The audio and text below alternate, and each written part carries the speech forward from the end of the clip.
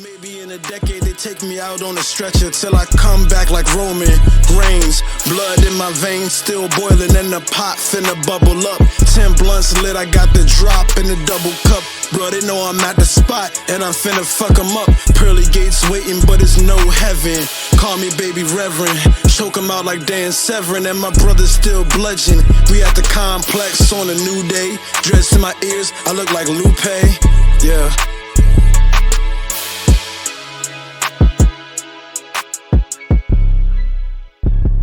What's up, everybody, and welcome to the first filmed episode of Permanent Marks that I'm sure we're going to fuck up. But this is episode number 9. If this is the first time you're seeing us like on YouTube or something, then be sure to like go back and listen on Spotify or iTunes or whatever. We got it all up there. But we thought we'd try something new. Both of us being digitally handicapped. Myself being Patrick Buhse, and I am everybody's favorite Unk. What's going on, you guys? Digitally handicapped, yeah. Like, I bought a webcam and can't even use it right now because my laptop is a piece of shit. Aaron's trying to record off of a Windows 99 laptop Might as from the well year 2000. At least give me Windows XP. At least give me that. He ransacked a middle school in a rural area, ran off with all his findings. But yeah, we're gonna give this a go, and hopefully it doesn't sound and look too shitty by the end of it. But you know, one can only hope. Yeah, and if you're watching this on YouTube, give us some feedback. You know, let us know. If you got suggestions, put it in the comments. If we look crazy, if we need to wash our hair, wash our ass, you know, if we look like we're stinking through the video, let us know. I feel like you're talking directly to me, but it's okay. If you want more decorations in the background, Aaron's got all his shit up. I got my figs loose in the back. I got young Shinsuke, Jericho, and AJ posted up. We got Hulk Hogan in the box. Hogan has to be in the box. He's not allowed to be loose. He'd be saying some raucous shit out here. So you know you keep him locked up at all times. But yeah, welcome. We're Permanent Marks, and this is just a show where me and my good friend Aaron just kind of like talk about wrestling. So I hope you're in for it. Yeah, it's been a long time since. Well, not really, but it's been a nice little bit since the last episode. Last episode we did was pre-Wrestlemania. So no, we had one. Post-Wrestlemania, when we were both really sad. You want to like expel it from your memory. With how down both of us were. But since then, I mean, there's been a lot that's happened. We were really high on AEW Dynamite right after WrestleMania. And the second one, I think did like better, and we're going to talk about that. And then the first Raw after Mania was a travesty, but they seem to kind of be like piecing it together a little bit. So we're going to talk about that today, and then just start off with like a couple news tidbits. One directly pertaining to AEW is that it looks like CM Punk will most definitely be making a return to AEW, which is kind of crazy because I didn't think that would happen at all. So. Man, I don't even want to like speculate about anything because at this point, this whole thing has to be a work from the beginning. Was what I was telling you. Like, I think it's Brawl like Out. That shit was scripted, bruh. Like this whole thing. I don't think it was scripted. I think there might have been the bite mark on Kenny's arm was literally, or was it Punk's arm or Kenny's arm? I think Kenny got bit. That was makeup. That was makeup. This is all the work. There was no dog. There was no dog. I think it's been in the works of CM Punk coming back longer than we thought. Like, it's not something new, I wouldn't say.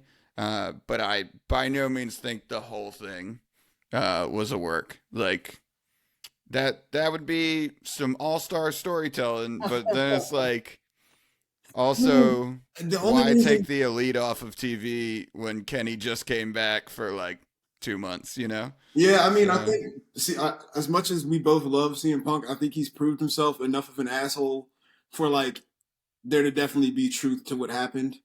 Um, but sure. And I mean I wouldn't take nothing from him because like honestly, like he was injured, came back for like a month or two, got the belt, and then he was injured again the night that he got the belt. Like yeah, I'd be pretty pissed off, and you know, but it's like I don't know. I just can't see it being like a work the entire time, you know? Like I yeah. can't So they're definitely going to do the trios thing.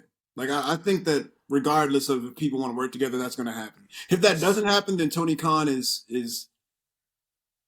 not running so his business the right way. I think you're definitely going to probably see that at Wembley. I would think that would be the Wembley match to make. Uh, but there's a lot of reports saying that like his first thing would be against Jericho, just to like be like, because Jericho and him had some words back and forth, I feel like it and should be MJF. That was where it was going. well, I wouldn't throw him right back in with MJ.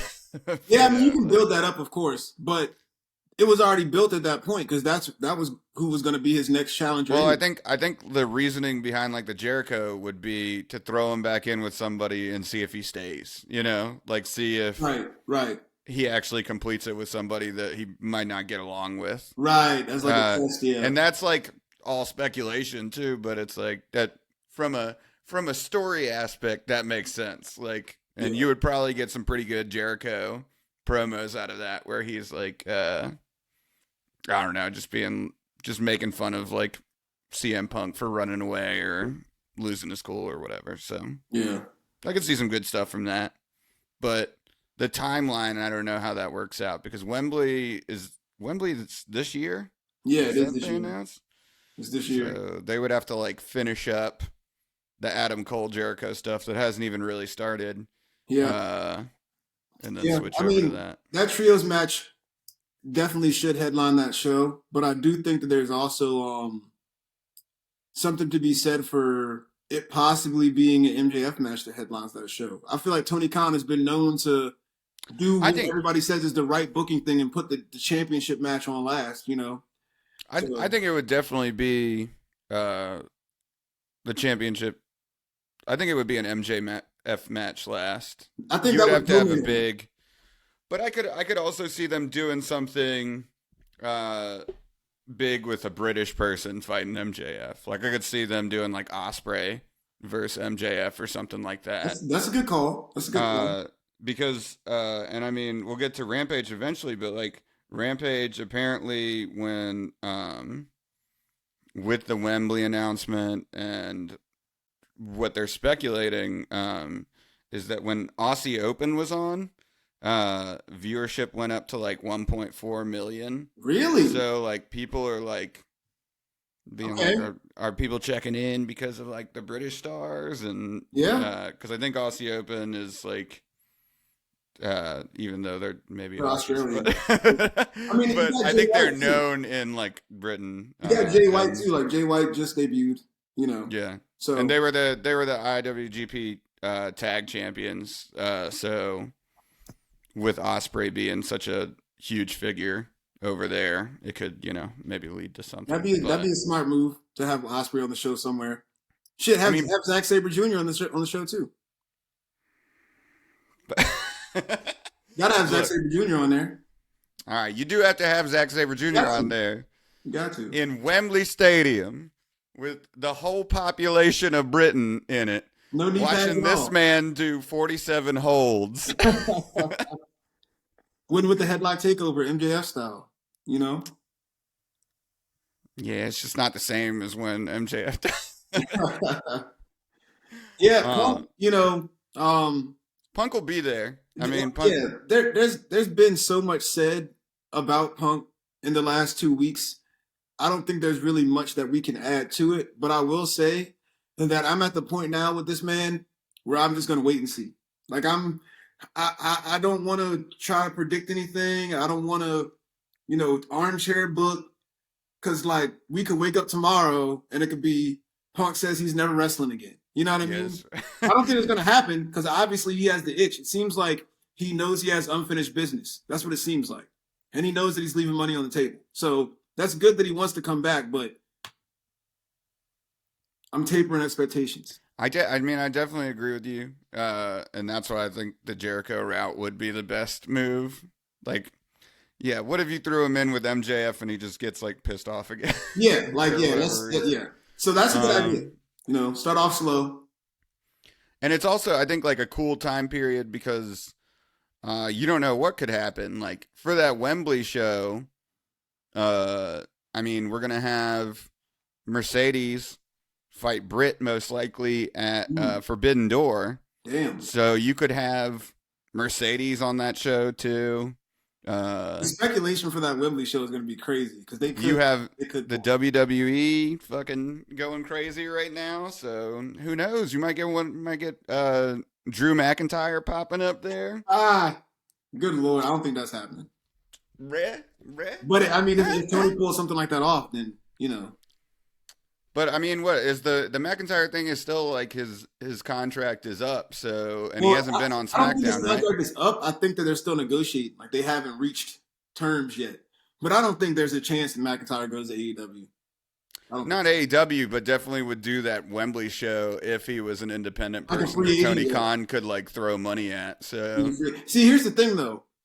Even if he is a free agent at that point and he hasn't re-signed, I guarantee you that there's going to be something in his like exit contract that WWE's like, there's no way in hell letting you go. You cannot do. It's going to clearly say in bold letters, you cannot fucking do Wembley Stadium. Yeah, any show but that, I guarantee you.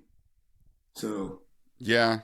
And here's the thing: if Drew did that, in my opinion, if Drew were to wrestle at Wembley Stadium for AEW. In my opinion, you have to put him in the main event against MJF for the title. And he's got to win it. He didn't win at Clash at the Castle. If Drew McIntyre comes out at Wembley Stadium against MJF and loses, that place will really riot for real. Good. That's what wrestling needs, all right? You know MJF's going to be saying some off-the-cuff shit that's going to start a riot anyways. Yeah. Yeah, I'm fine with Drew McIntyre coming back. I'm just not cool with him winning shit. Yeah. I mean, you could throw him in a match with like Jericho or something like that, and it would be cool. Or throw him in a match with Wardlow or some shit. I don't know, man. I think Drew McIntyre is one of those guys where if he jumped to AEW, he's instant championship contender. Like instant, as soon as he comes in, like TNA back in the day, Christian Cage came to TNA and like 2 weeks later had the belt. You know what I'm saying? Like that's, Yeah, but Christian Cage came to AEW and he was a manager. Like, well, he's old now. Later. I mean, like back in his time, I get what you're saying. I don't agree for like Drew, but there are other people that I would agree to that on. I guess I don't know. Drew, I guess I missed a lot of the WWE stuff where Drew was like really crushing it. That like pandemic stuff. Man. Like people still, and rightfully so, people still want to see him on top because he was the COVID champ. And he never got. But then in that like Gunther Wrestlemania match, he seemed like a person that just like shouldn't have been in that match. So that's WWE for you. That's falling off. Here the other bit of news is also WWE being WWE. Is Goldberg going on a retirement tour, I guess, like the Great Muta just did. What do you think about that, baby? We didn't want Goldberg to show up in AEW, but I'd be down for him showing up for like one wrestling match as like a retirement match. That would be cool, like fighting Sting or some shit. I don't know. I got 2 words for Goldberg. Go home, brother. Go home. Keep your Ford or Dodge Ram commercials, whatever you do. Go home, man. I mean, if it's a retirement tour, he's looking better than Muta just looked. You know, like I agree. I agree. He's looking better than Flair looked in that last and match. Better than Kurt was looking at the end too, which is wild to say because he's older than Kurt. But go home, brother. Like, I'd be cool to see one match, like you said. If you know what, if he came into AEW for one shot, I wouldn't want to see him wrestle Sting though, because here's the thing about Goldberg. This is why I tell him go home. Because when you put him in there with other old dudes, it's never good. The shit with the Undertaker, he almost killed this man trying to jackhammer him, bro. Yeah, but literally, like every other match that Undertaker was doing, he was almost dying from something. That's what I'm saying. Sting almost died when he was in WWE. Like, I don't want to see Sting and Goldberg. I want to see. Yo, Sting hasn't gotten hurt not once since going to AEW. Exactly. So. You know why? Because he comes in, he gets tagged in, he does 3 moves. He does crossbody off the top rope. He does the Stinger Splash. He does the Scorpion Deathlock and the fucking reverse DDT. No. You missed the whole first year of Sting, where that motherfucker was jumping off of ladders into tables. He does the high crossbody, but that's about the most you're going to get out of him. And the crazy part is he was jumping off the entrance to the arena onto people. Yeah. This man, they were just letting him do whatever without signing any waivers. And that's why he's the boy, baby. He's the Stinger, baby. I still want to see both. I still want to see Sting more than I want to see Goldberg, but I don't want to see Goldberg with Sting. Because I guess that makes sense. Put him with, like, if you're gonna do a retirement match for Goldberg, like you were saying with the Drew McIntyre thing, give Goldberg to Wardlow. Yeah, Wardlow would be cool. Last match, last program. They both spear people. Yeah.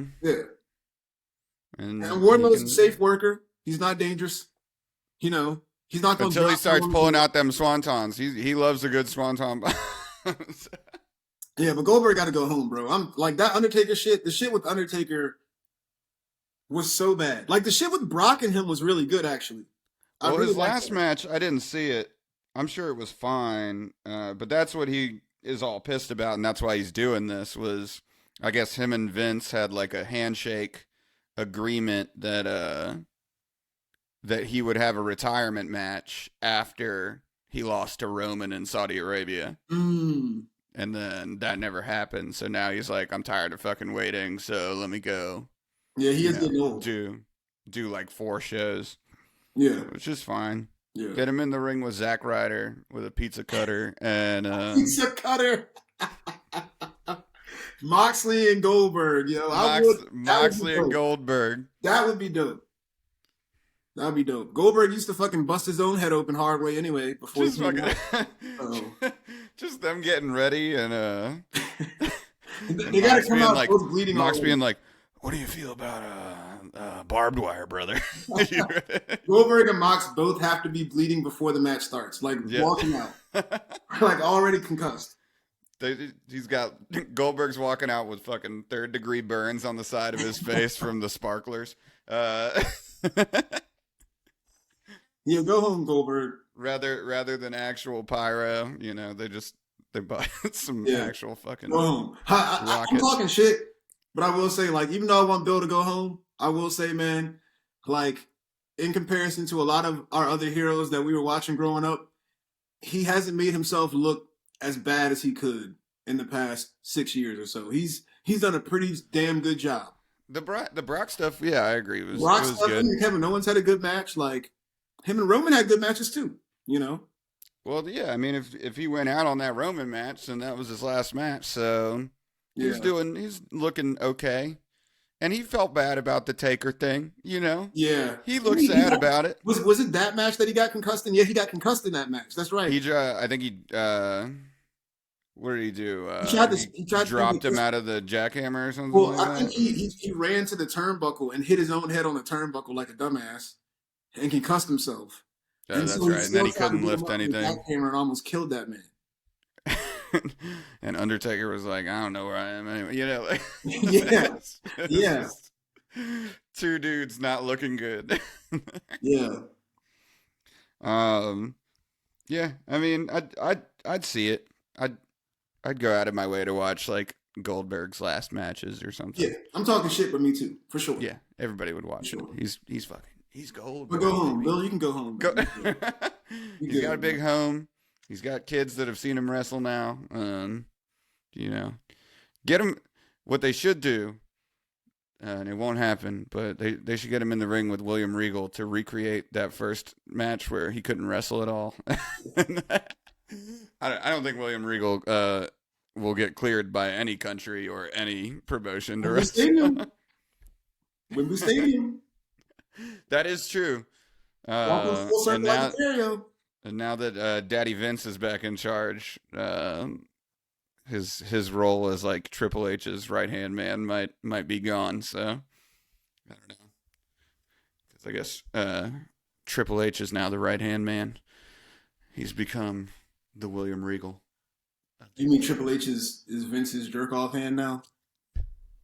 I guess we'll see. We'll see. Some good stuff's happened. I mean, we can go into that. We had SmackDown this week where, I mean, some cool shit happened. The Nakamura came back. I texted you. I think you were sleeping, and I was like, you were real hyped for it. I was like, I was no hyped way for I'm it. watching SmackDown right now. I was hyped for it until I saw the first 2 minutes of the match, and I was like,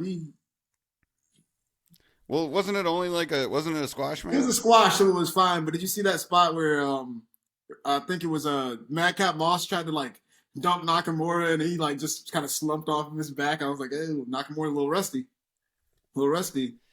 That's fine. He'll get All it he had back. to do was Kinshasa, and that's all we wanted to see was a Kinshasa. Yeah. And then what? They're setting it up with Nakamura versus Killer Cross next. Yeah, you know what I hope? I hope that he ends up getting his rematch against Gunther. Or was it Gunther didn't beat him? Ricochet beat him, and then Gunther beat Ricochet. But I hope Nakamura ends up getting a shot at Gunther. That'd be cool. Yeah. That'd be some real strong style right there. And then Sheamus apparently just like fucks off into the ether.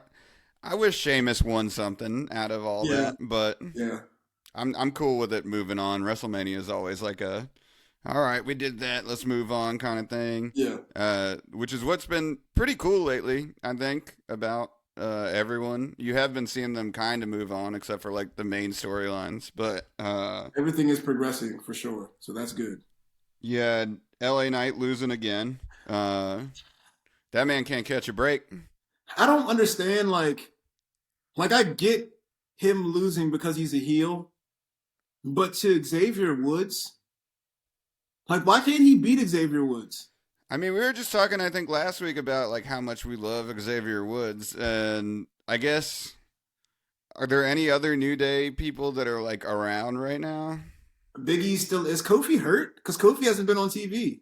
I haven't seen Kofi around lately, so I mean, yeah, love Xavier, but it's like, is Xavier? Are you really trying to protect Xavier Woods and keep him that strong? I mean, he's about to fight Gunther for the title, so you know. I mean, then yeah, if he's gonna fight Gunther, like let him get his win. But you know he's gonna lose.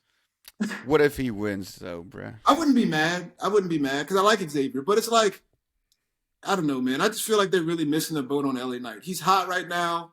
The crowd is chanting, yeah, after everything he does. Like, they haven't let that dude do a goddamn thing since. Yeah, man. I don't even know, since Bray came back. So it looked like Hunter was trying to strap the rocket on him a little bit, and I'm not gonna be the person who keeps bringing up Vince because I don't think that has anything to do with it, but it might, because he was Maximum Male Models when Vince was there, So I don't know, man. Was that his gimmick? He was just like hanging out He with was male models. So he was cause you were staying away from WWE, and rightfully so, but he was a manager to a tag team called the Maximum Male Models, and they came out and they did Vogue poses, and he would gas them up and be like, "We came to titillate the juices of the WWE universe." It was really bad. It was really bad. Like worse versions of like Tyler Breeze or something like that. Yes, exactly. Worse. Like Tyler Breeze was good. This was bad. This was yeah. bad. I love Tyler Breeze, but yeah. But yeah, it sucks for LA Knight, man. He's getting older too. He's like in his 40s. So yeah, I mean, he's like a small, big dude, which I don't think works in WWE, or it doesn't work in the Vince WWE. Yeah, he's arguably the best talker in WWE right now. Arguably.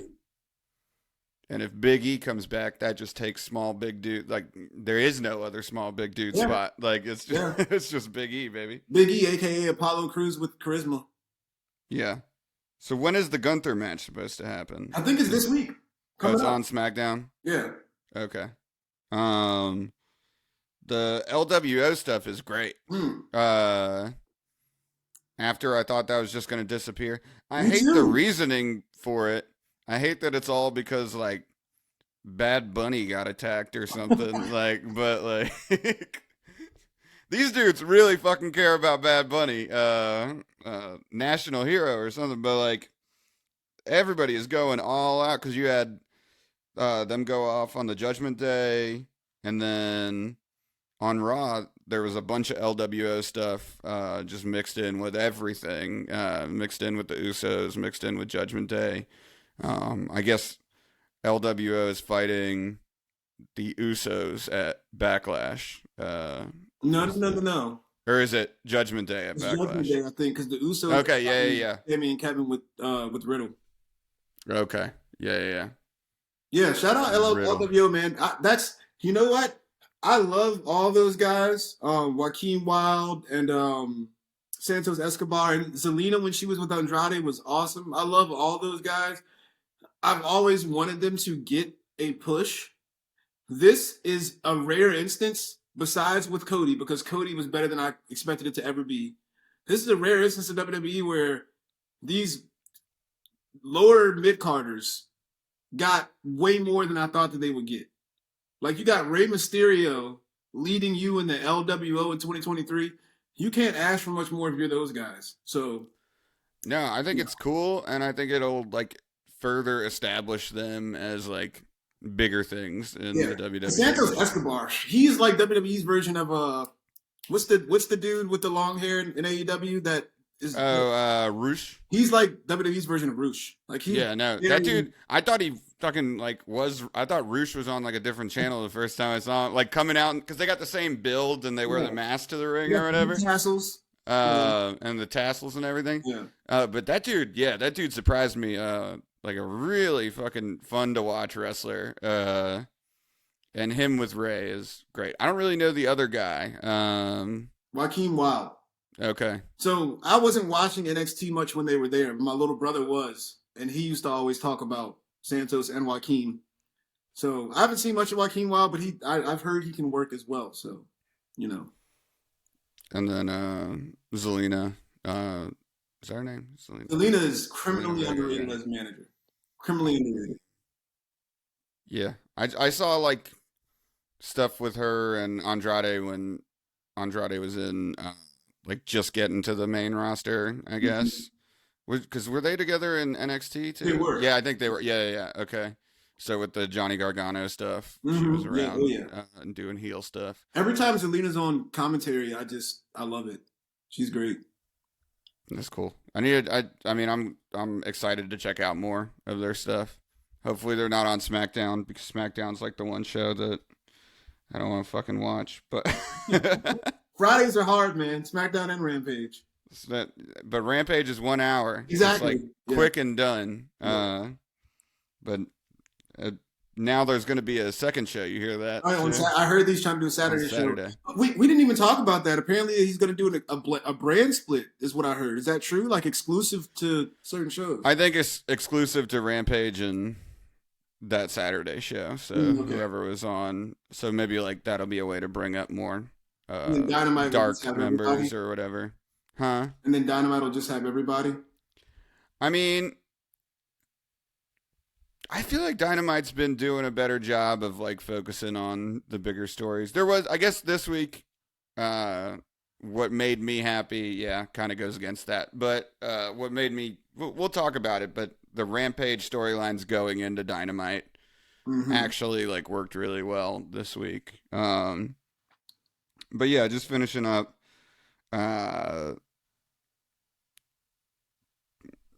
Damian Priest beat Santos Escobar. That's the right thing to do. But as long as Santos look good, it doesn't really fucking matter. Riddle losing to Solo was weird. Not really. Solo's been getting a monster push lately.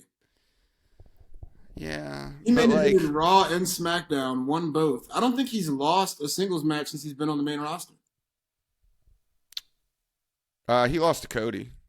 Okay, yeah. Yeah, Disqualification. Disqualification. was it disqual? I'm Or pretty sure it was I DQ. thought he lost clean to Cody. It was DQ, I'm pretty sure. Okay. I don't think he's been Um, pinned.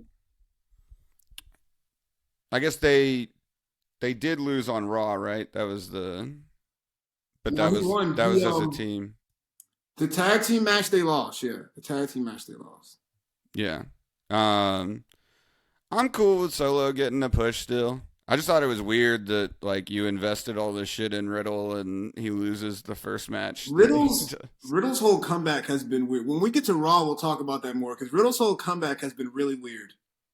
And we talked about it last time. I'm not a huge fan of Riddle. It's like a weird like Cheech and Chong skit that's gone too far. Like it's like I mean, you just came back from like allegations and stuff, and you're still acting like a fucking middle school stoner kid or something. I don't know. We'll get to it on Raw because he had that segment with Zayn and Owens, but his return's been a little puzzling. Well, we can move on to Raw. I guess the only other thing that I saw on SmackDown was Chelsea Green and Sonya. Oh, I love him.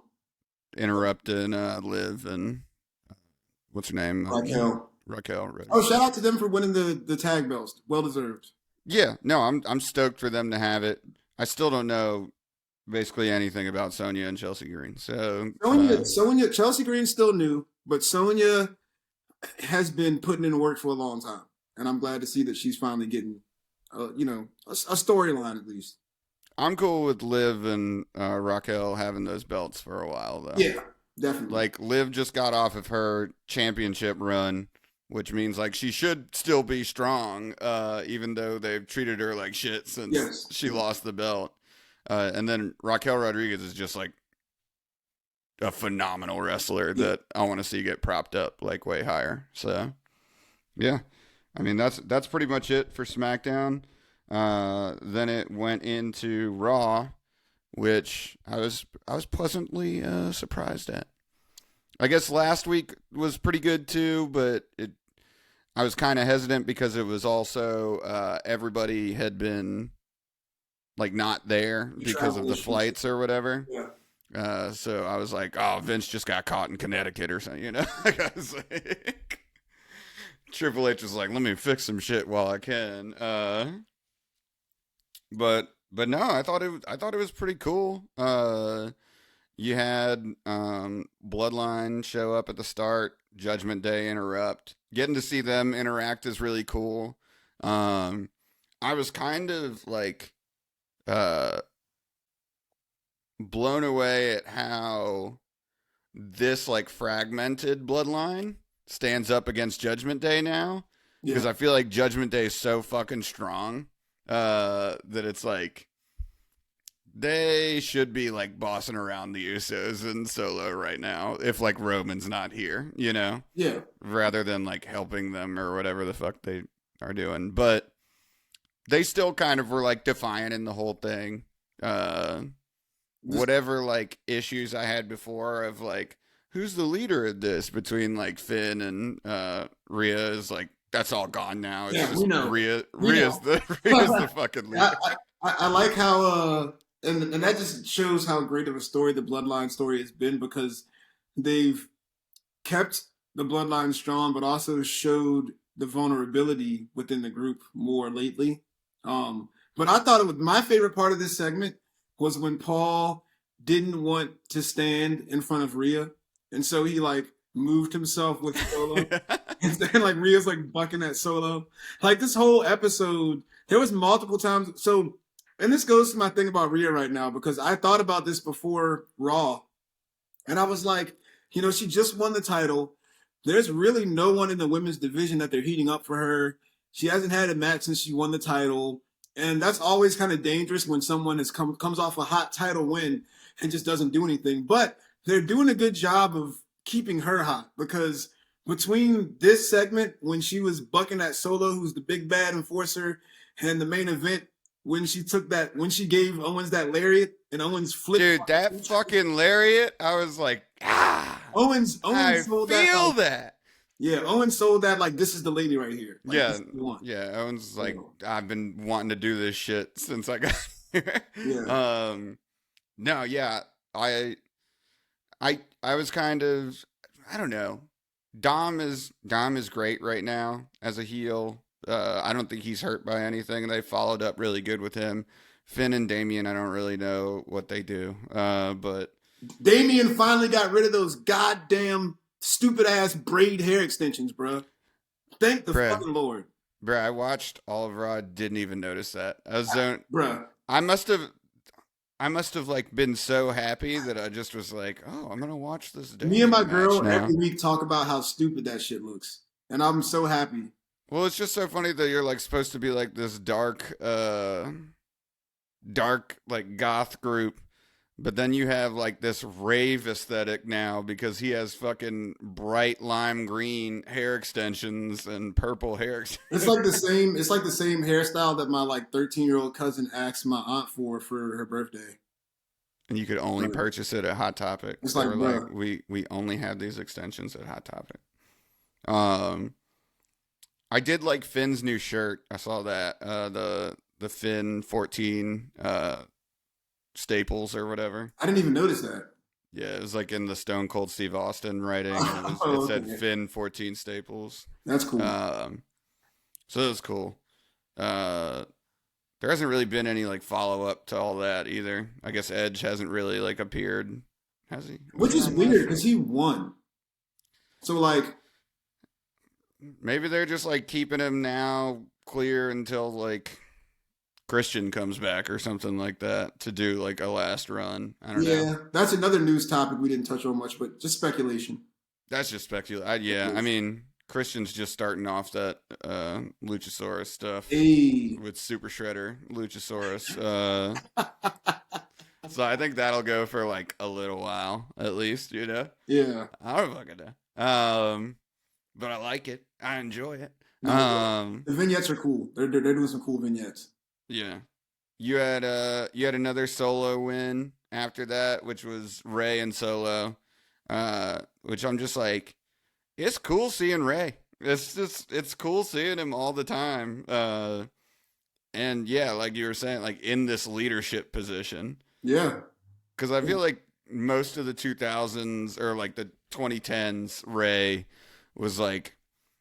would come out, do the 619 or whatever, and then get beat by like some new person or something like that. Yeah. And I feel like they're just letting him fucking roll now after. He won the championship, and then he was just Eddie's friend, and then he was Batista's friend, and then he left, and then he came back, and then Seth Rollins stole his eyeball, and then his son was beefing with him, and now finally he's back. Was that a thing? He stole his eyeball? Bruh, it was. I don't want to talk about it. We'll talk about it later, but it was a terrible, terrible storyline. It was really bad. I kind of want to like go back and watch that. It was really bad. But I mean, it was Seth Rollins versus Ray, so it wasn't that bad. But it was when like the curb stomp was dangerous or something, and he accidentally the whole story was like the whole story was revolved around the match was called an eye for an eye match. Like so it wasn't even like an accident. It was like a it was literally like whoever loses an eye. Yes. It was literally like whoever scoops whoever's eyeball out first wins. And just to give you a glimpse into how bad it was, Rollins like fake threw up after he took his eye out. Like it was totally a Vince McMahon thing. Like it was pretty bad. It was bad. What if he rips his eye out on live TV? Oh, yeah, man. It's bad. Well, yeah. All right, cool. I'm gonna have to go back and watch that still. I don't care. I want to see an eyeball get pulled out. It's like watching Tommy Wiseau's The Room. It's so bad that it's worth watching, I guess. I guess. There you go. Next after that, you had a backstage with Rhea, just further proving that she's the shit. And then Cody came out to call out Brock. That was a weird segment. I thought it was kind of strange. Well, first, Adam Pearce. I don't know what that dude is. I don't know. Why is he in charge of anything? Who is that dude? Like, why should I So care? background, him and Sonya Deville were like the co-general managers of SmackDown for a long time. And I guess Adam Pearce now is the GM or whatever of SmackDown and Raw. So Who is he though? he used to be a wrestler, but I never saw him wrestle. So I don't know. I don't know where he came from. I don't know who he is, but he just seems like a blank space every time he comes. Like I don't care about anything he says. He's just fodder. He's just fodder. But wouldn't it be cool if you had like better fodder? You know? Yeah, make Riddle commissioner. Like that would be funny. No. I don't gotta see him fucking. As long as he wears shoes and clothes or something, just put some I don't clothes gotta see on. him wrestling his goddamn feet. Put some Fucking clothes on. Yo, big. you know what was funny about this segment?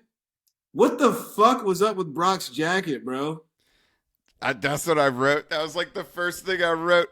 Why is he in an Undertaker jacket? That's the school shooter jacket, bro. That is, I mean, it does have that vibe. Like, That's the vibe he's trying to communicate to Cody, it apparently. looks like his mom let him get dressed by himself for school for the first time. They took Paul Heyman away from that man, and he was like, I'm going to be a cowboy, then a school shooter, you know? Like, what next? Then he's going to be an airplane pilot next. You know, like, I don't... I was just puzzled because so my girlfriend, we don't have cable. We watch it on Hulu. Yeah. My girlfriend finds nefarious means to watch it live sometimes. And so I heard her watching it. Let's just say it wasn't on a screen that's big enough for the both of us. Uh-huh. And so I heard her watching it when it was live. So I was hearing what was going on. And it's, so Tuesday, I was like, let me cut it on and watch it. I was like, oh, this sounds like a good segment. And as soon as I cut it on, I was like, I shouldn't have watched this. Seeing Brock in that jacket, bro. What the actual, like... And it's after you just bought that Brock cowboy figure, too. I need to get a jacket to put on him. You gotta take one of the under. You gotta take. It's that old Sting jacket. It's the old Crow Sting jacket. Get a Sting toy and put the jacket on him. Yeah, that outfit was weird. Cody's like comeback of you're not a cowboy, you're a coward. I was like, obviously he's not a cowboy anymore. Look at his fucking outfit. What are you talking about? But I didn't get like Cody being super babyface and then just fucking killing guards. Like you mean the Neo in the Matrix against the agent spot? Yeah, like I was like, why are we doing this right now? You're not like a mean babyface. Like you're not Stone Cold Steve Austin or anything. Yeah. Like you're Cody Rhodes. You're supposed to be like, all right, guys, you're just doing your job, not fucking. Yeah. Just stomp out everybody. Dude, he's laying those punches in, too. He was See, that's what I mean about, like, when I heard the segment, it was better than when I watched it. Because when I heard it, I'm like, man, Cody sounds like he got some... Can't even talk. Cody sounds like he's got some fire. Like, I was like, okay, like, you got... And, of course, you have to have that fire against Brock. But then when I watched it, number one, the fucking jacket. And then number two, I like turn away for a second because I'm eating. I turn back. Cody is like fucking Keanu Reeves with all the fucking agents fucking flying off of him. I'm like, this doesn't look like what I heard, but okay. I mean, it wasn't bad because both guys are so good. But and I get, we just want to see the match. We just want to see the match. That's it. Do the match. Well, we just want to see the match. Just let Cody say some like crazy shit and let Brock laugh at him, and then they get in the ring and they fight each other. Let Brock laugh at him, F5 him. Like the crowd wasn't even like cheering or anything. They were like confused. It sounded like why is Cody hitting all these dudes? Like I don't get it. There was a little kid in the crowd like, no, Cody, stop. No, Cody, stop. Yeah, I just didn't get it. I thought it was weird. But I'm still stoked on that match. I've come around on the Cody losing stuff since it's happened. You can't do shit about it. But like, if they're gonna let him win at 40, that seems like a pretty good way to start that run Yeah. against Brock. What I hope is that we get a 2003 Brock Lesnar match out of him and Cody. I hope. I don't He think just it's does gonna those happen. quick finishes now. He gets tired and he wants to go to bed, and then he's just like, "All right, you're gonna take 8 F5." Cody's like, "I'm supposed to win this match, man." You're probably right. That's probably what's gonna happen. Cody's gonna This, take 8 F5s, kick out of every one, this is supposed to be me, you and know. then hit like 3 crossroads and fucking nail him with a chair and pin him or something. I don't know. Yeah, he's gonna smother him to death with his neck tattoo. Um, after we got that weirdness, we randomly got Seth versus The Miz, which at first I was like, why is this match happening? But then I remembered that The Miz is the shit, dude. Like, Miz puts on some banger matches. I guess I just haven't seen him wrestle in so long because he's just been like that annoying kind of mouthpiece for a bit. But man was doing code breakers out of everything, and it was looking good as shit. They're taking some bumps. It's funny because I feel the exact same way as you about this match. And I was watching it the day after. My girl was watching it with me. And I told her straight up when the match was starting, I was like, why is this match going longer than a commercial break? But then by Dude, the time the first they came thing back, I wrote. But then when they came back, I was like, yo, this is actually a really fucking good match. Yeah. And that led me into talking to Cammy about it and being like, I feel bad for The Miz because he's had his time, of course. He may have been in WrestleMania against John Cena for the title on one. He's had his time. But damn if he's not like the definition of just dependable, reliable. He's good. Like, he's good, and I forgot about it. I just, I was just like, damn, man. All right. He's him and Dolph Ziggler, crush. man. Him and Dolph Ziggler. It's that damn haircut. If he would just change the fucking haircut from the like weird 1999, early 2000s haircut that he's stuck with for so long. And you know what's funny is that when he did actually change the haircut, he was the shit because he had like a little he had the little like undercut for a little bit when he had the IC title, and him and Daniel Bryan. Oh, that's right. Yeah. Him and Dolph Ziggler were feuding, and him and Daniel Bryan had their little interaction. That was when he was killing it. So maybe you're right. Get a different haircut. He's got to do that undercut again. Show that he's a milititious man, if that's a word. Yeah. I thought it was good. It was a really good match. The superplex off the turnbuckle into the curb stomp. I still would have liked to have seen a little Phoenix splash. But instead, we got to see whatever the fuck Riddle's finishing move is, which is like somebody tried to do a Phoenix splash while they were asleep or some shit. But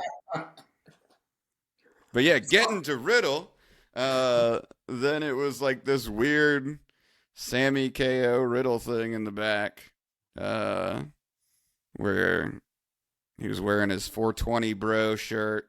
Fucking hate that shirt. And then he brought up that he would wrap his big toe and give Solo a bro toe as his Samoan stab or whatever the fuck it is. And I was just like, I don't like this dude, man. It's weird because like he tried to do the whole like goofy thing, but I'm not goofy anymore. I'm serious now. You thought I was serious about that? And it's like, well, then why'd you even say it? Like, you didn't have to say the whole thing about wrap your toe up. Just and that's what sucks about this segment, right? Like, but him being serious was so stupid sounding. I was like, it's like I like Riddle, but it's like he's so they've portrayed him so goofy now that if you want him to be serious, don't bring up the goofy shit. Let's just forget it. Like, the scooter's gone, which is good. I'm glad the scooter's gone. I wish that he wasn't walking around like Tarzan in his underwear with no socks, no fucking wrist tape. I don't know, man. I like Riddle. And here's the worst thing about it, though. I like Riddle as a wrestler, but he just doesn't. And And once again, Cammy, she's getting better at noticing things with wrestling. She goes, like, wrestling wise, like Riddle and like KO and Sami Zayn make sense as a team. Like, they all are good wrestlers, but like, why is Riddle with them from a character standpoint? It doesn't make any sense. And I was like, yeah, you're right. I guess you have like what the Solo thing. Solo was the one that injured him, and That's the one thing that ties them together, I guess. But it's like I don't feel like anybody remembers that. Like all I feel like is that they just remember that like Riddle had a bunch of allegations, that's why we had to go. and he shouldn't be with the two biggest baby faces on his return. That's fucked up. But like, yeah, I don't know. I don't get that dude. The fucking KO interactions with him seem so weird. Like KO just seemed like he was doing like a bit or whatever, but it seemed like there was some real life. I don't want to be with this motherfucker right now. Like, it seems like he low key really is kind of like, I don't really like this guy that much. I don't need this dude in my life. But yeah, followed that up with Austin Theory and Lashley, which who cares? I mean, I don't know. Lashley, they're still bringing up that he has the Andre the Giant statue or whatever. Like, I'm like, what does that mean? What does he get with that?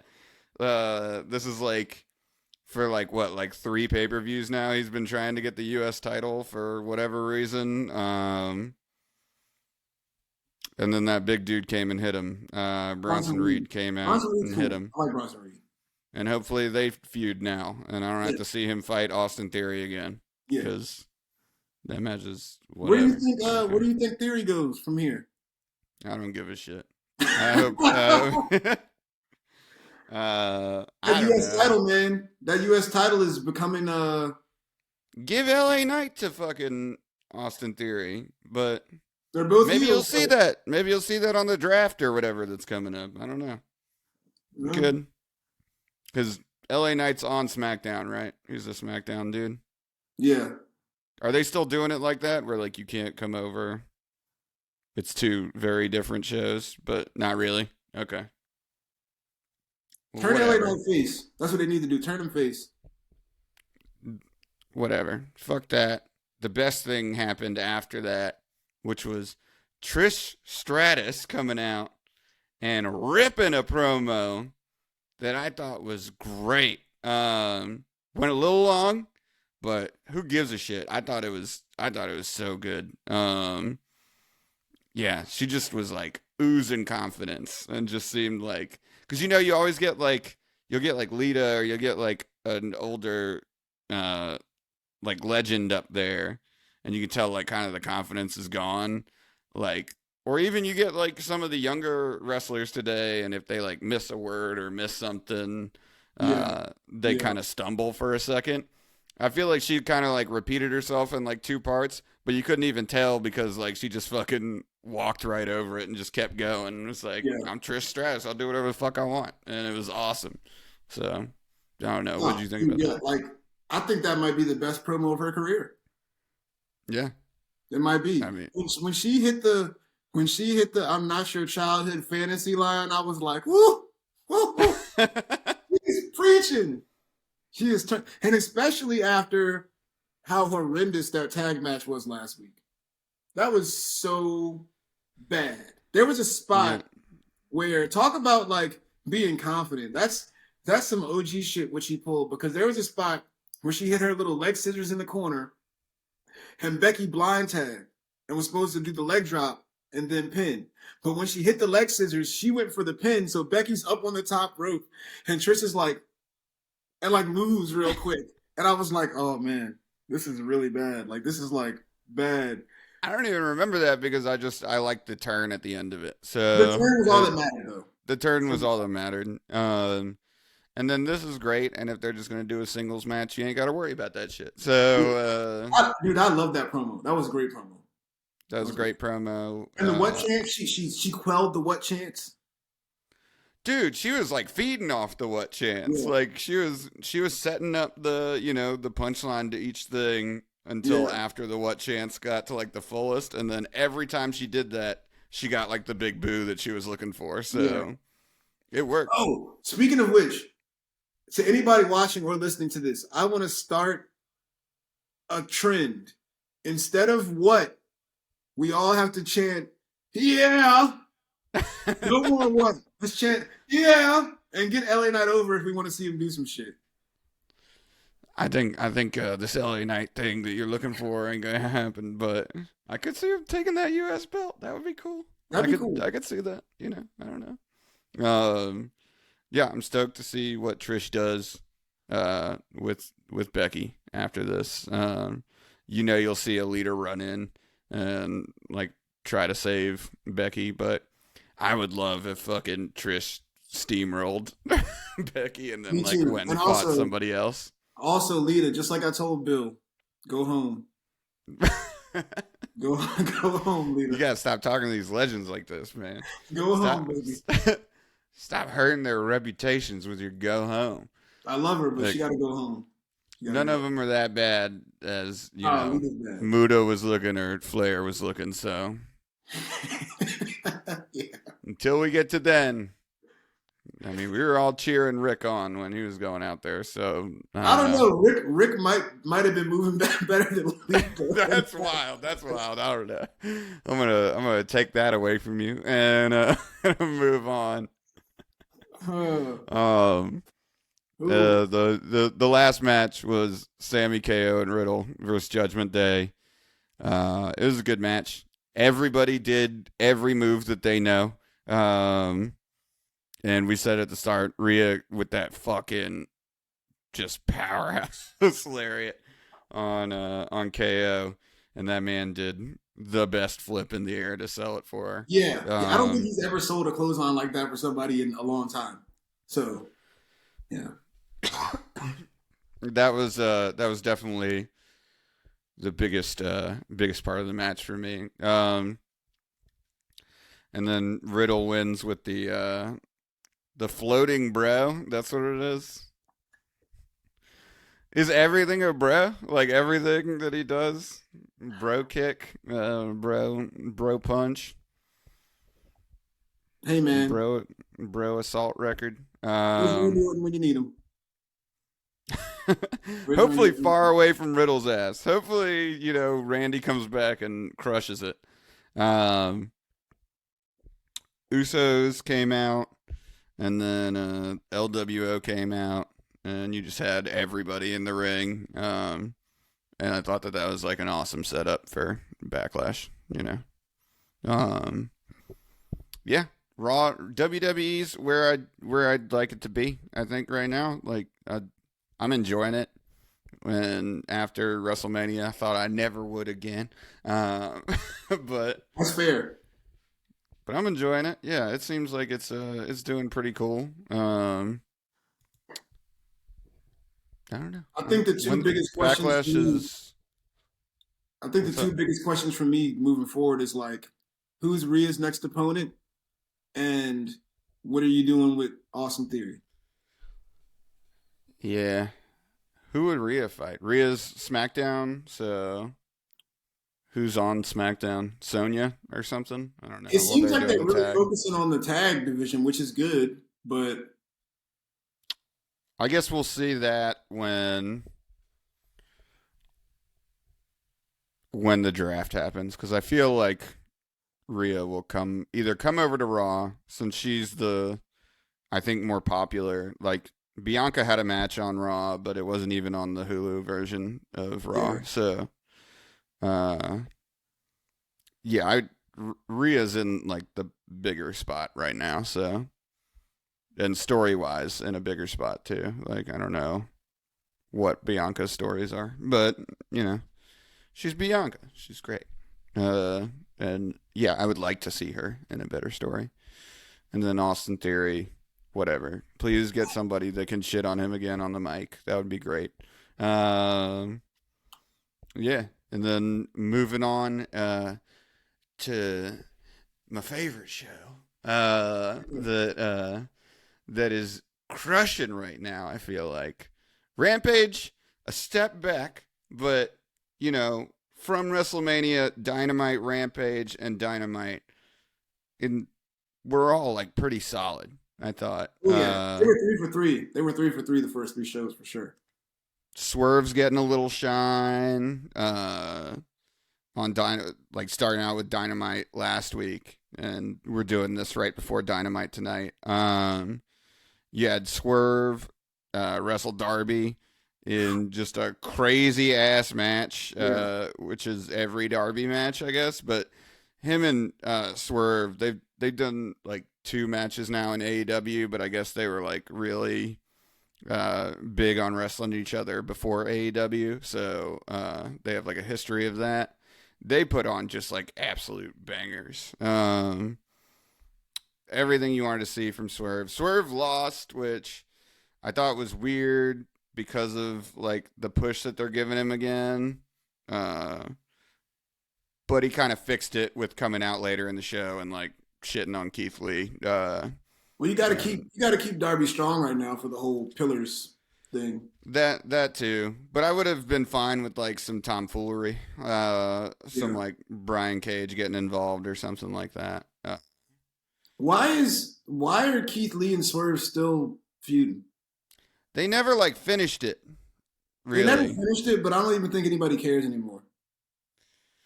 Yeah, but now after seeing the Swerve push and seeing Keith Lee come out in a wizard outfit, like I'm back on, you know.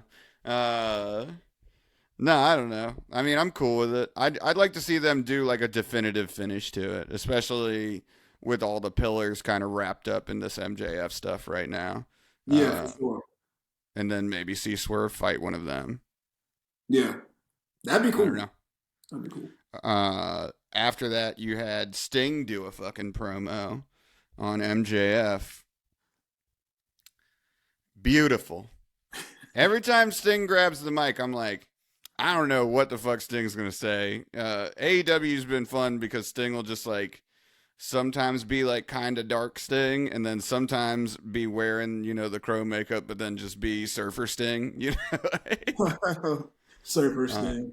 But he went off. He brought up the Cody shit, which I thought was great. Like MJF getting to the top because he was Cody's like favorite bud early on, which nobody's really done yet, I don't think. Maybe Sammy did a little bit. I don't remember. But not as big as Sting doing. What about your favorite QT Marshall? I mean, that's your guy. What would he bring up? The fact that the fact that it was him and MJF, and yeah, I don't know. Cody made a good one and a bad one. Cody made a couple weird ones, but MJF getting the push was definitely, I think, like a huge accomplishment that I think Cody pushed the most. Yeah. But yeah, then Cody had like this boxer guy, this like British boxer that his name was like Anthony something. And his thing, he was like all those boxing people that they bring into wrestling where it's like, he'll punch you once and then you're dead, you know? Like the Logan Paul push? The Logan Paul push without all the cool flips and shit. And then, yeah, QT's his bud, which kind of working out right now. I'm not mad at the QT stuff. The QT TV stuff is kind of cool, but I do have some things to say about your boy Sting. So, all right, say it. The promo, awesome. I loved it. It was like a grandpa talking to his grandson that he knows has all the potential in the world, but he's just acting like a bitch, which was cool. But here's where it lost me a little bit. He had a little bit of that Ric Flair Hall of Fame speech syndrome. Like he goes on a little long. Like a little long. Like he named one name, which was Cody, and then he just kept naming names. It was like he just was like thinking like, oh, Ric Flair, Dusty Rhodes. He was just thinking of names. Well, I like the little, you know, stride down memory lane or whatever, where he's like, this wouldn't have happened without Scott Hall and blah, blah. And he just went through his career real quick. If this is like the end of Sting, then I'm cool with it. You know, like if this is towards the end, then let that man go as long as he wants. I But can't deny that I kind of wanted to shed a tear when he said that, Showtime was almost over. I was like, yeah, the pom poms we could have done without too, but it's the Sting, message baby. I thought that was fine. I thought, I was like, this seems like Sting. I don't know. This seems on brand. That's Surfer Sting. That's Surfer Sting, baby. And that goddamn bomber jacket that he's been wearing so hard. Swag. The moment that thing goes up on like Pro Wrestling Tees for fucking some outrageous price, it would be like $150 or something. I'm still buying that shit. I didn't know Sting had swag until AEW. Real shit. It's Darby. Darby's been helping him out. He's been taking him to hardcore shows and fucking. He's like, you can do the Stinger Splash into the crowd and they'll carry you. It's called crowd surfing, and you're a Surfer Sting. Him and Brody Lee or Brody King have been taking him to hardcore shows. Probably, I don't know. But yeah, I thought it's fine. Yeah, go long. Be Sting. You earned it, And it's cool to finally see it on TV because I've been to a lot of like live events where a lot of times it'll be like Darby and Sting and Tony Khan at the end, and you'll see like once it goes to dark, and you'll get to hear Sting just hyping up everybody. That dude's just stoked on everybody in AEW, I feel like. So yeah, I wonder what his CM Punk takes are. Like, I wonder. That's very true. Because Sting just always comes across very genuine every time he speaks. Yeah. So I don't think he would hold his tongue too much on CM Punk. I feel like he probably likes Punk. He probably does. He was probably just like, I'm gonna stay out of that over there. I'm not gonna get involved. That would be a great retirement match for Sting. Sting and Punk. I would love that actually. Yeah, and I don't think because when Punk was in AEW, they were doing like the face paint matches where it was like Sting, Darby, and CM Punk on. Oh wow! And CM Punk like painted his face like Sting, and they were fighting like FTR and MJF maybe or something like that. They were in Impact together too, or TNA together for a little bit for a cup of coffee. Punk was in TNA for a little bit, like early TNA. I want to say like 05. Like he might have been there for like a half a year, a very quick run. Well, I think this next person was from TNA, and I'm pretty sure it was you that sent me the thing being so stoked on Silas Young, and then was that you? Yes. Yeah. Yes, Silas Young is the shit. But this was very disappointing. you were like, you sent me a text that was like, yo, get ready to see my boy Silas Young. And then like a minute later you were like, bro, what the fuck? Yeah. And it was against Hobbs too, who's like your dude. You're still like, fuck. I guess they what did happened that man was dirty. fair because to be fair, a national television audience probably doesn't know who Silas Young is. So Tony Khan was just like, all right, you're a good wrestler. Go have a squash match. Get on TV for a little bit. I mean, was he like a big dude though? Like he was a bigger guy? Because I feel like usually Tony Khan will like acknowledge that they were bigger guys somewhere. And in Ring of Honor, not TNA by the way, I meant to say that, but in Ring of Honor,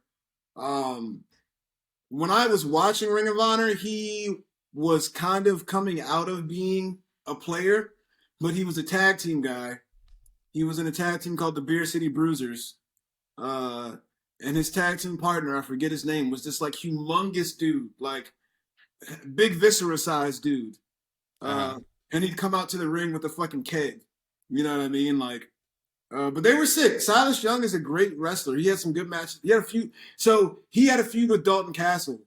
And his whole thing was like, because he's the last real man of professional wrestling. So he was pissed that Dalton Castle had his boys and was acting all flamboyant, you know? It was like a redneck gimmick pretty much, you know? It was great. It was so fucking great. It was Mechanicsville rising up. Yeah, it was so good. But he's a really good, like, you look at him and you don't think he can wrestle, or you don't think he's like gonna be. But dude, his finishing move is like a fucking Arabian springboard moonsault or whatever. So he's But anyway, enough. I mean, is he still doing that at this age? Oh yeah, yeah. He's been on Ring of Honor recently. Okay. Yeah.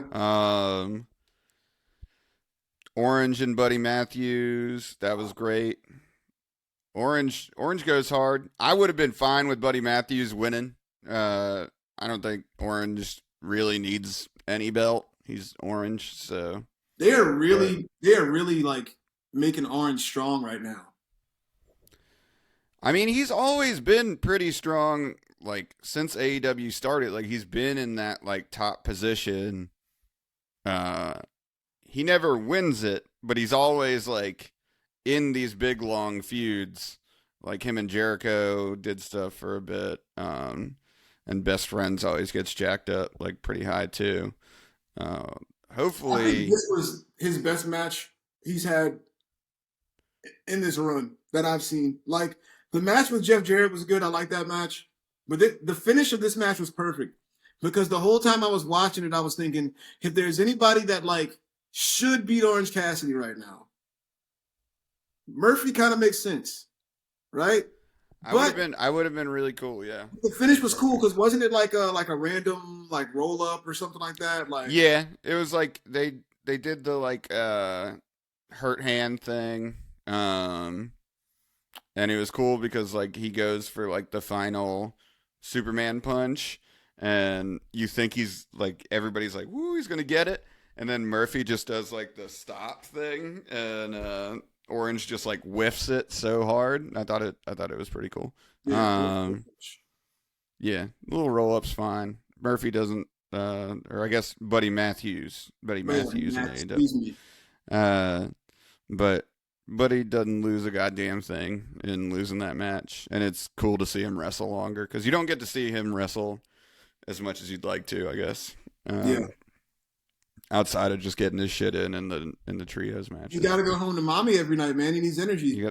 You gotta have energy to be around mommy. The Sky Blue Rio versus Ruby and Tony. Ruby and Tony obviously win this. But what I want to talk about is like why are they doing this against Jamie and Britt? Like I like they're called the Outsiders or the Outcasts or something. Outcasts, yeah. I like this. This week was the first time where I was like, oh, I'm kind of like more into them than I was, I guess. But it's weird that Jamie Hayter and Britt are like coming to the rescue every week because it's just making like Jamie Hayter not matter as the champ. I feel like Britt and Jamie Hayter should already be feuding. I was just about to say that. That's where I was gonna go. It's like we understand what's coming. Just give it to us. We don't need to see Jamie Hayter saving Rio every week. We don't need to see that. You know. I love Rio. She's wrestling her ass off. She's grown on me. She's grown on me a lot these last couple weeks. Yeah. And Sky Blue has been getting better too. She's like a very new person, but she's regularly been on as like kind of like a squash match, I guess. But she's been like showing up every time, and I've been like stoked on seeing her. Like her and like Willow are like my two like favorite upcoming people. Yeah. Wasn't Willow supposed to get a shot at the title recently? Did she? I remember something happening where she won a match and she was supposed to get a championship shot. I don't think that ever happened. I don't know. You know, maybe she did on like some Elevation or something. Yeah, who knows? And then just to finish off Dynamite, Keith Lee versus Jericho. Whoa! You forgot about fucking shirtless Kenny Omega in his fucking True Religion jeans or whatever the fuck he was wearing. Oh yeah. Man was mad. He was mad, baby. Man was looking like Logan. Like, jeez. And like him looking like that, he's gonna come out in like a Wolverine costume. Oh my god. That's the way AEW works, right? It's like Yeah. they only let Ray do it in WWE, but they let everybody do it in AEW. So. Yeah, Adam I will Cole's say coming out in that Halo. he had good aim with that screwdriver. That shit went right into the fucking turnbuckle. Yeah, that was cool. That was cool. So I mean, there's not much to say about that segment. Like everybody wants to see it. We're all stoked Yeah. for it. So Yeah. I mean, I've seen those dudes all wrestle each other 3,000 times. Yeah. But it's cool to finally see them wrestling with a story behind it. Like, like the Elite has had their story for a bit, but Blackpool finally coming together under Brian is cool to see. And they seem like a scary little group. So Yeah. I can't wait to see that match. Yeah, and then Wizard Keith Lee versus Le Champion Chris Jericho. This match was better than I thought it was going to be. I thought Keith Lee looked the best that he's looked since he's gotten to AEW. Because he came into AEW right after the COVID stuff where he wasn't even sure he could wrestle. Didn't he like almost die or something? Yeah, and then he was obviously out of shape from that. Like when you can't fucking breathe, I guess it's hard to work out, especially when you're a dude that's that big. But he looked great. He looked kind of like the NXT WWE version of Keith Lee, except with my gray hair. Dude was out there looking great. Looking like Gandalf the Big, my man. He was out there. I don't know if this helped, like how I perceived the match or not. But his selling, I couldn't tell if he was like really like out of breath and hurting, or if it was selling. And I think that made the match better. Like, because watching it, I was like, "Is he okay? Oh shit, he just did a moonsault. He's fine." I'm like, so maybe he was playing it up, but it worked. Yeah, he did do that fucking moonsault. I was like, God damn. And Chris Jericho put his knees up. I was like, you can't be doing that, man. I know you're Chris Jericho, but god damn. That's some, you're taking all that, like, I don't know. Maybe you're not. Maybe Keith Lee is fucking, huh? Well, no, go ahead. I don't know. Maybe Keith Lee has like a way of like, taking some of the impact from that, but it looked crazy. Like it. Yeah. I think it was also refreshing to see Jericho play the small guy again. Like you don't get to see that often in AEW. He's a barrel, baby. He's a huge man in AEW. It was cool to see him be like, the energy in the match. Yeah. So. And he was. He kept it going. He was selling his ass off like every hit, like when Keith might have actually been out of breath or whatever and just like barely tapped him, Jericho was like fucking flying off into the corner. That weird spot at the end kind of like worked because it like, did you think it was like a botch or like where he like lifted Jericho up from the thing? But it was slow. I think it was almost a botch. But like you said, it kind of worked. Like, it kind of worked. It just like gave off like Mark Henry like powerlifting vibes, and he was just like, "Yeah, I'm gonna get you up," and then just like, "Dude, did it." And yeah, I was stoked on that match. Like, I love Keith Lee. I think he's awesome, and you love to see him doing good. He got the loss, but like, who cares? And then I was concerned about that main event going into it. As much as I love both guys, and I was kind of concerned, like from where Keith Lee was during the Rick Ross stuff. I was, I was just like, Keith wasn't looking that great in those matches. But, and look, man, I mean, once again, Jericho proves again that he's the GOAT. Jericho's the GOAT. He's gonna continue being the GOAT. until he retires. And then who To be takes able to the work, to be able to work with a guy that big, and you're your age, and to be the guy who's supposed to be the quick one when you're not as quick as you used to be. He did a good job. who takes the GOAT name once Jericho retires as like the dude that is that status in any company? I don't think Punk will be around, but if it's I not think Punk, then other than Brian, maybe AJ. that's true. AJ. I would say Ray is in there too. Ray, but Uh, Ray and Jericho are gonna be out around the same time. they're gonna high five on the way out together. Yeah, They're gonna. Ray's gonna last a little longer because he didn't drink as much bubbly. But Yeah. Well, yeah. I don't know who it would be. I like AJ Styles, but I feel like AJ's close too. he's I don't close know. too. Yeah. If it's not AJ, then it's Brian. That's true, but Brian seems close too. He's Like close everybody too. Yeah. seems like kind of like. I feel like if you go into AEW, you're gonna help out for as long as you can, but like you're not. You can't keep up like in WWE for that long. Like I feel like eventually injuries are just gonna start popping up, especially when you're doing the kinds of matches that like Brian is doing. So Yeah. I mean, look, Adam Cole's career almost ended, and he's like our age, right? What is he? He's only a couple God years damn older. it.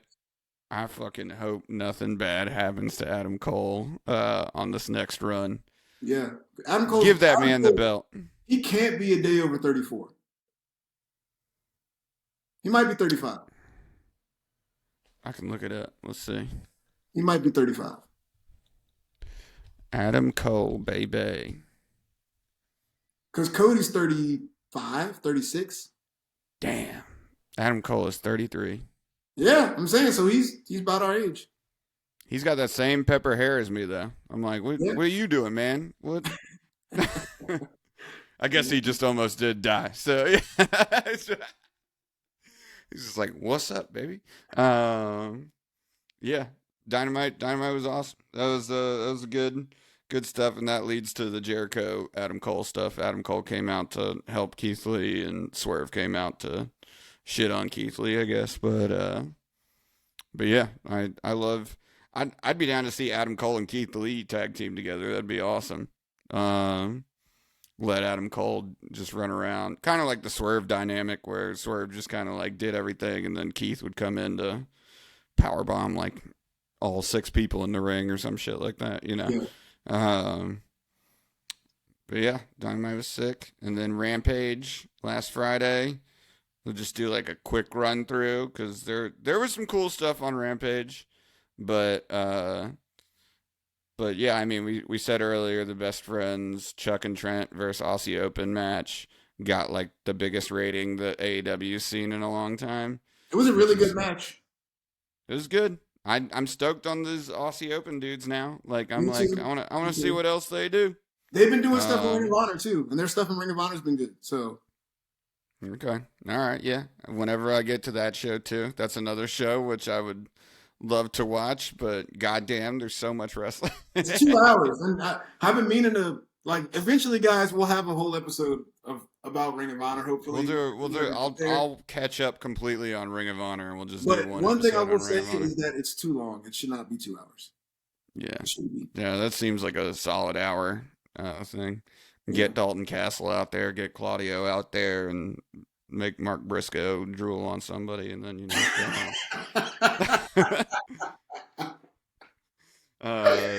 Oh man, leave Mark alone, man. I love Mark Briscoe. No, That's that what was he funny. That does. was funny.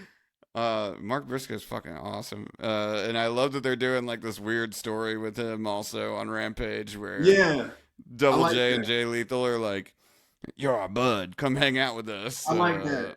I really hope. I can't wait till we get the eventual Mark Briscoe Jay Lethal match. Yeah, that'll be cool. Yeah. That'll be cool. I hope it's for a belt or something. Like I hope one of them has something. So Mark going on. Mark lost to Joe for the TV title. Yeah. That's crazy to me that he At the lost. last one. That's crazy to me that he lost. But anyway, Yeah, it kind of like halts all the momentum he had from coming on AEW and all that stuff. that's So crazy that he I lost. don't fucking know. But you had that all that stuff was good. Sanjay finally looked like fun to listen to in a promo. Sanjay, you know who he reminded me of in that backstage promo? Yeah, He reminded me of MVP a little bit. yeah, I can see that. That's a pretty good comparison, I think. And then Satnam, I still don't know what that dude's doing. I'm glad he got a haircut and got rid of like the weird, like high pony thing that he was doing. The same thing Wardlow had that like Oh top God, knot thing. But I don't know what the fuck that dude does. He wrestle on ROH? Like, does he come out and wrestle or do anything? the giant dude. Yeah. I haven't seen him, and I don't want I to. mean, they did the match tonight, which like I don't even know what that match was. It was just to get the Briscoes and Double J Which in that. is Like they had like which, Luther, some other bald and dude, Helico was in that match too. and Helico. And I love Angelico, but Yeah, like, he's good. yeah, I don't know. Froggy Bow to some old bald guy, whoever that other guy was that looked like a GI Joe character or something, but like I a will bad say, cosplayer version of it. I look so much forward to like the backstage promos between the whole Double J, Jay Lethal, Mark Briscoe, because their chemistry seemed really cool. Like it was even in the ring when Mark would like when he was about to hit the froggy bow, he was like, "Leave me alone" to the dude on the fucking. But their little dichotomy is cool. So Yeah. FTR. FTR was like the big thing, I think, of the show. Because they stated we're signing for 4 years, and then to also say we're done after those 4 years. I don't That believe was a it. big throw your balls on the table thing. I don't believe it. I feel unless the promos Dax was cutting on his podcast were the best of all time, I could see it. I could see Dax like having talked, maybe not like talked, but like convinced Cat, because I feel like from what he was saying, like Cash was really beat up and was just kind of like, why am I getting so injured from week to week, and I guess there was like one match where they went like really hard, and he was like, I'm fucking like bleeding all over the place. This is crazy. So I could see maybe, something with them leaving in 4 years. But if they put together a fucking fire 4 years, like the last 2 years that they've done, they could go down in history as like one of the best tag teams of all time. We'll have to see how the 4 years go for sure. Because, like you said, they Yeah. do wrestle. I don't even think it's the style that they wrestle. I just think that their matches, they have like those like long Broadways, because they don't wrestle like a particularly crazy style, but they spend a lot of time in the ring, take a lot of bumps. So They do take a lot of bumps on those big bodies. You can't. shout out to Dax, man. Dax is one of the best at cutting those good old boy promos. I'll tell you what. Dude, he cut. It was a very dusty. My belly's a little too flabby. What did he say? He was like, He was talking about like I know like how it is when you can't put food on the table and blah blah blah. Like, yeah, and he was like, I know you're not tuning in to see our rock hard bods, and I was just like, all right, man, yeah. yeah. Because I love like the dichotomy between those two, where it was just like Cash being very like, thank you all for like being here, and then he was just like, all right, and now I'm gonna unleash Dax onto y'all, and Yeah. Dax was just like so hyped up. But it was cool. I love FTR so much. I don't know what they do though. I feel like after they were the belt collectors, it's like they find themselves in the same like dilemma that Kenny kind of found himself in, where I feel like they're gonna have to reinvent themselves a little bit, but I don't think that they will. I think they'll just be FTR, come out and do crazy To me, matches. they didn't need to do much. All they need to do is just help lift up those younger tag teams. Yeah, and I think they will. I mean, they look at what they did with the Ass Boys, Yeah. and Do it for the then guns now. Do it for the guns now, you know? yeah, do it for the guns, and then also the Acclaim coming out with the best segment on Rampage, which wasn't the Acclaim. It was the Jericho Appreciation Society. Uh, Yo, I was on the floor. I was on the floor. I because I know Daddy Magic is not like one of your favorites in the world, but I was watching it. I was like, Aaron can't deny this. This is like the best thing. I have always hated that man, but the way he delivered those bars with such conviction, that was amazing. And when he went So sports what do instinct, gold, in the gold. rap, what I wrote the first one where he's like, "We caught you off guard. That's what makes Daddy Magic's nipples hard." And I was, Bro. He came in hard, and then whoever the other motherfucker came in with the hit, and then hit the beat on the drum. I was like, okay. And then Jake Hager kind of ruined it because his was just bad. But I the mean, other Jake people, Hager. It was the first time that I laughed at the hat thing in a while, though. I was like, "All right, you got me with the stupid fucking hat thing I again." thought it was funnier. It was funnier that he couldn't catch the beat at all. That's Jake Hager, man. He's just tall and clumsy. What was it? Then I love that the Acclaim didn't like do a like rap in retaliation. I love that they just let it sit like that and ran into the ring. Uh, and then them taking out the fucking scissors to cut Daddy Magic's nipples off. I was That was like, great. That was great. I was yelling at the TV. You gonna chop his nipples off on live TV? The look on I'm not gonna lie. Daddy Magic won me over in this segment. Like the look on his face when they had him up against the ropes. This man looked like he was about to cry. It was Yeah. amazing. He was like, all I got is my nipples, baby. Jake got that hat. I got my nipple. Come on, man. Don't take my nipples away from me. I thought it was so good. And the Acclaim, like, I feel like since the Acclaim rose to power, they've been involved with like just funny ass skits. And that could be Billy Gunn's doing, just like being like, funny is the way to go, baby. You don't have to work that hard, or something like that. But like, yeah, all those skits have been so good lately. I mean, where do you go from there? The Taya Valkyrie, what's her name? Taya Valkyrie and Jade. And Jade. I fast She forwarded through fought this to Emi the very end. Sakura. Huh? I fast forwarded through this one to the very end. I saw the very end part. I like Emi Sakura. She's a fun match. They had a good match, and I didn't know what to think about the Tara thing. Because I would have rather it be Chris Statlander when she comes back, which it probably will be. I don't see Tara like beating Jade, but she was good. She fucking had a really good match. She can lay those fucking chops in.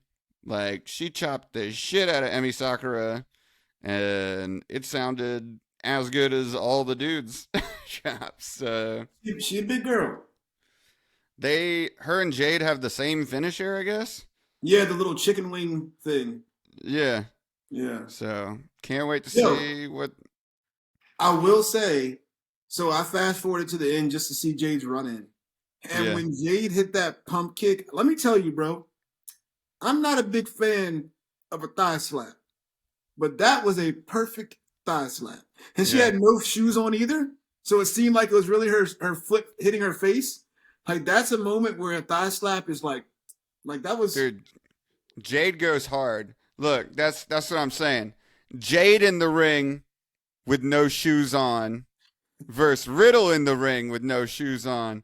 Jade gonna win every time, okay? That's how you do no shoes 100%. right there. I agree with you on that. I agree with you on that one.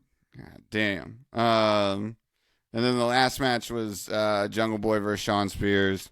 Shawn Spears looked like he was having a blast. And then he did the baby face. Yeah, he was doing the perfect 10.